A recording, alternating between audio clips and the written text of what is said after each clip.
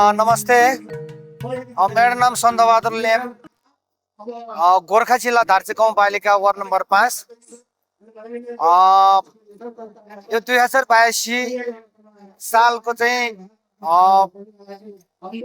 सर्ववर्गलाई चाहिँ ब्रुल्लोले बिदाई गरेर तल्लोले स्वागत गर्ने क्रममा चाहिँ आज 2082 सालको चाहिँ ल्होसारको शुभकामना पनि दिन चाहन्छु।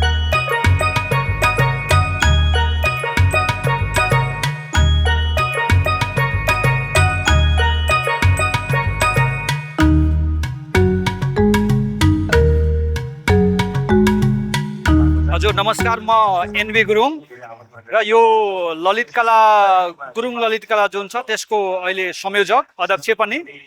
र अहिले हामी यो तमु ल्होसारको उपलक्ष्यमा यो अलिकति पृथक खालको जुन एउटा कार्यक्रम हामीले यहाँ गरिराखेका छौँ। त्यो कार्यक्रम कस्तो भन्दै गर्दाखेरि भन्दा जस्तो गुरुङ समुदायमा अझसम्म पनि पुग्न नसकेको जुन ललित कला छ त्यो कलालाई उठान गर्नको लागि, त्यसको जगेर्ना गर्नको लागि र यसको महत्त्व बुझाउनको लागि हामीले यो कार्यक्रम आयोजना गरेको। र तपाईँले यहाँ कामहरू देखिरहनु भएको छ, कसैको फेस पेन्टिङ पनि भइराखेको छ, हामीले प्रिन्ट पनि हामी सेलिङ गरिराखेका छौँ। र सँगसँगै यो पेन्टिङहरू जुन छ, यो पेन्टिङ ओरिजिनल पेन्टिङको यो प्रिन्टहरू हो, ओरिजिनल पेन्टिङको प्रिन्टहरू हो। र यसमा चाहिँ विशेष गरी गुरुङ कल्चर, संस्कृति, धर्म झल्कने खालको यहाँ कामहरू हामीले डिस्प्ले गरेका छौँ। यसको अर्थ के हो त भन्दै गर्दाखेरि हामीले गुरुङ कल्चरलाई त्यतिकै माया गर्नुपर्छ र त्यसको संरक्षण पनि गर्नुपर्छ भन्ने हेतुले यो कार्यक्रम हामीले यहाँ गरेको हो।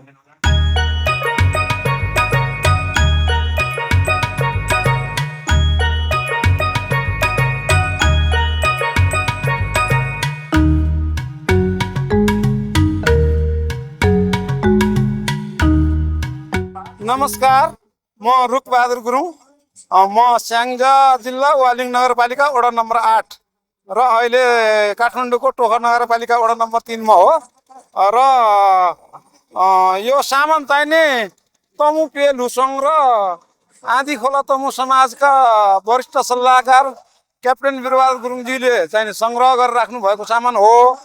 र यो प्रदर्शनीको लागि चाहिने, यो तमु सङ्ग्रहालयको लागि चाहिने यो तमु झुला छोजाधी गुरुङ राष्ट्रिय परिषद काठमाडौँ जिल्ला समितिले यहाँ ल्याएर प्रदर्शनीको लागि राखेको। त्यसमा चाहिने म काठमाडौँ यो तमु झुला छोजाधीको चाहिने काठमाडौँ जिल्ला समितिको सदस्य भएको नाताले म यसमा यो प्रदर्शनीको संयोजन गरेर प्रदर्शनी संयोजकको रूपमा रहेको छु। धन्यवाद।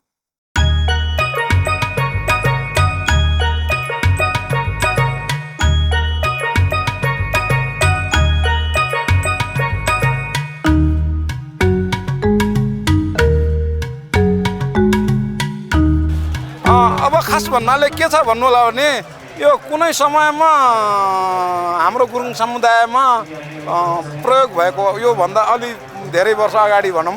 जस्तै यो चाहिँ के हो भने हामीहरू चाहिँ नि मर्दा पर्दा यताउतिमा या घरको रखवाली गर्ने बेलामा बजाउने गर्छौँ। यो ढ्याङ्ग्रो र झ्याली भनिन्छ भन्न चाहिँ, तर ठ्याक्कै तमु भाषामा भन्यो भने त्यो ढ्याङ्ग्रो भन्छ र यसलाई चाहिँ छ्योले भन्छ।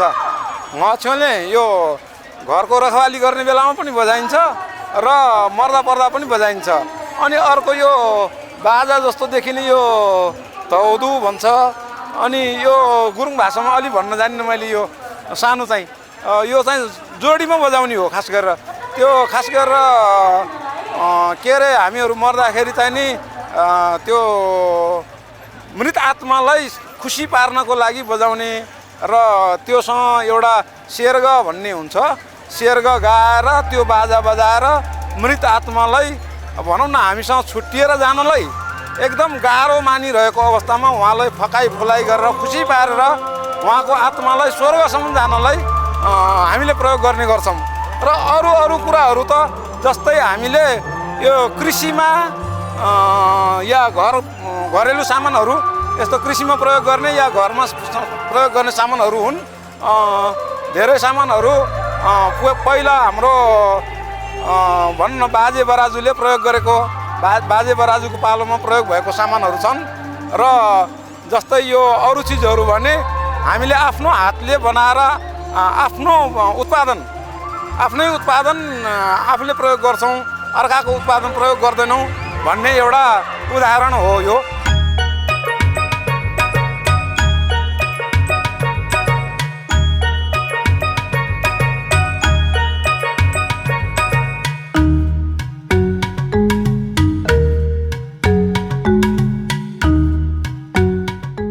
सजिलो नमस्कार सबैमा। हाम्रो यस 2082 साल तमु लोसारको पवन अवसरमा तमु लगायत गैर तमु सम्पूर्णमा हाम्रो तमु लोसारको शुभकामना छ। र आज यस लोसार मेलामा हाम्रो कुसुम राडीपाखी उद्योग कम्पनीले चाहिँ स्टलको व्यवस्था गरेछ। हाल यो राडीपाखीको व्यवसाय चाहिँ हाम्रो अहिलेको प्रेजेन्टको मात्र नभएर पुर्खाको सिप हो। पुर्खौँदेखि बाजे बराजेले एउटा प्र्याक्टिस हामीले दिलाएर अहिले यो मेरो जेनेरेसन भनौँ न, अहिले यहाँ हामीले यसलाई कन्टिन्यू गर्ने योजनामा छौँ। र अब हाम्रो प्रडक्टको कुरा गर्नुपर्दा तपाईँको विभिन्न प्रडक्ट हुन्छ। पहिला चाहिँ हाम्रो यो खास गरी यो पोसक भनेको चाहिँ हाम्रो गोठमा भिडी गोठमा युज हुने प्रडक्ट हो खासमा। पहिला ढुङ्गे एज थियो, एग्रिकल्चर एज थियो, के एज थियो। पछिल्लो एजमा चाहिँ हाम्रो गुरुङ पुर्खाले के गर्यो भने लाउने ज्याकेट नभएको खण्डमा हाम्रो त्यो भेडाकै उनबाट बनाएर यस्तो जस्तो यो लाउनलाई, अब जस्तै पहिला छाता हुँदैन थियो, छाता नभएको हुँदाखेरि चाहिँ तपाईँको हातैले बुनेर राडी, यो घुमराडी भन्छ यसरी ओडिसकेपछि चाहिँ तपाईँको पानी चाहिँ यसरी तर्किने हुन्छ क्या, तपाईँको पानी बस्दैन। त्यही भएर यसलाई त्यो प्रयोजनको लागि युज गरेको हो। र अरू यो बक्कु भनेको चाहिँ अब पहिला अहिले यस्तो हात के अरे मेसिन मेड सामान नभएको कारणले एडभान्स थिएन। त्यही भएर त्यो हातैले यस्तो यो जुन यो पोसक बक्कु भन्छ अथवा लुकुनी भन्छ, यो उहाँहरूले इनोभेट गरेर एउटा प्र्याक्टिसमा लिएर आउनु भएको छ। अब अरू भनेको तपाईँको अहिले हामीले नयाँ टोपी लन्च गरेको छौँ। टोपी लगायत अब नयाँ डिजाइन बन्ने क्रममा छौँ। र अब के लाग्छ भने मलाई अब नयाँ सबै युथहरू बाहिर जाने क्रममा छ। तर म चाहिँ किन नेपालमै बसेर यो व्यवसायमा छु भने यो भनेको हाम्रो पहिचान, हामी गुरुङहरूको पहिचान हो। र अब यदि हामीले यो युज गरेनौँ भने मलाई लाग्छ हाम्रो गुरुङ मगरको अस्तित्वै हुँदैन। त्यही भएर म अहिले एकदमै यसलाई प्रमोट गर्ने उयसमा छौँ। र त्यही भएर म के स्थानीय सरकारदेखि माथिल्लो तहको सरकारलाई पनि के भन्न चाहन्छु भने कृपया हाम्रो यो जुन यो हाम्रो पहिचान गुरुङ मात्र नभएर सारा नेपालीको एउटा पहिचान भएको हाम्रो यो सिप, हामीले यसलाई चाहिँ पछि ब्रान्ड बनाएर इन्टरनेसनल लेभलमा लाने चाहिँ हाम्रो योजना छ। हाम्रो यो जुन यो भनाइ यो हाम्रो यो उसलाई चाहिँ एकदमै सपोर्ट गरेर पछि लानुपर्छ भन्ने मलाई लाग्छ।